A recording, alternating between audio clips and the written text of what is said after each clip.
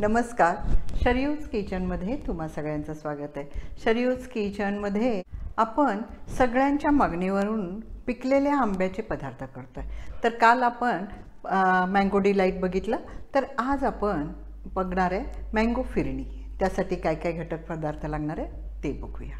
Mango फिरणी करण्यासाठी सगळ्यात प्रथम आपल्याला तांदूळ लागणार आहेत। हे बासमती तांदूळ आहेत। तांदूळ घ्यायचे, स्वच्छ धुवायचे, 2 ते 3 वेळा धुवायचे आणि फडक्यावर पसरून कोरडे करून घ्यायचे।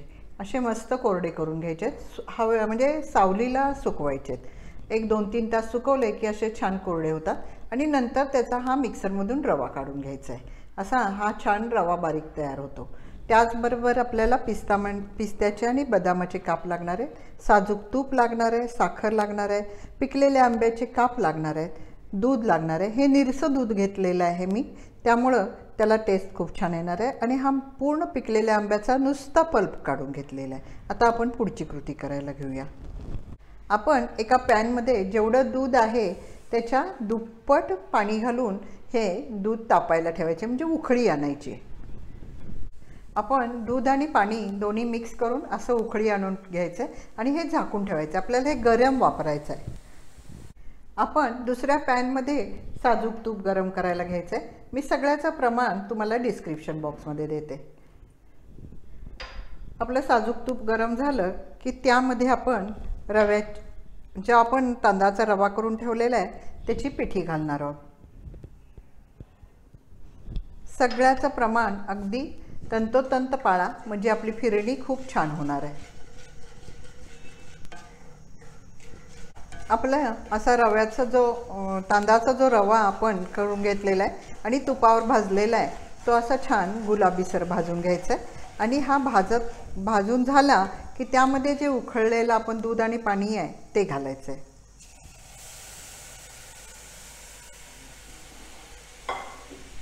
आणि एकसारखं ढवळून घ्यायचं आहे।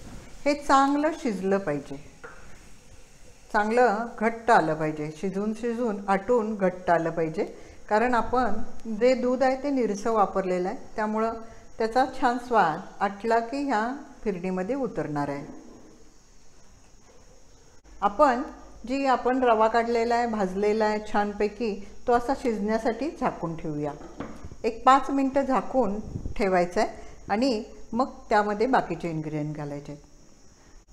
आता आपण 5 मिनिटांनं हे छान शिजलेलं आहे। ह्यामध्ये फक्त वेलदोडे आहेत, हे असे फोडून घेतलेले आहेत, बारीक पूड नाही करायची। ते फोडलेले वेलदोडे घालायचे।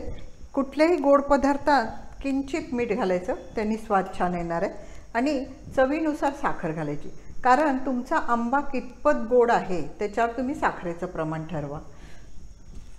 आणि हे पुन्हा एकसारखं सगळं छान ढवळून आणि झाकून ठेवायचं। 5 मिनिटांनी आपली साखर छान वितळलेली असते, त्यांनी तूप सोडलेलं असतं। मग त्यामध्ये पिस्ता आणि बदामचे काप घालायचे आणि पुन्हा एकसारखं हलवून आता हे गार करायला ठेवायचं।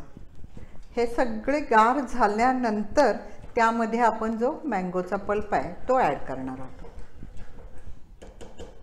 आता आपली फिरणी गार झालेली आहे। ह्यामध्ये आपण मँगोचा पल्प घालणार आहे। मँगोचा पल्प किती घालायचा ह्याचं सुद्धा मी प्रमाण तुम्हाला देते।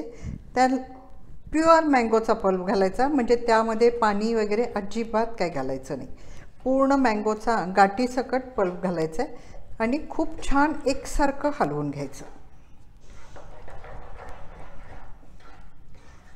आणि त्यामध्ये थोडेसे मँगोचे आपण जे काप करून ठेवलेले आहेत छोटे छोटे ते घालायचे। तोंडामध्ये अतिशय छान ते काप येतात आणि चवीला अतिशय मँगो फिरणी मस्त लागते। तर आता आपण ही मँगो फिरणी एका डिशमध्ये सर्व करूया। आपली ही मँगो फिरणी तयार झालेली आहे। फ्रीजमध्ये ठेवून छान थंड करून मग सर्व करायची।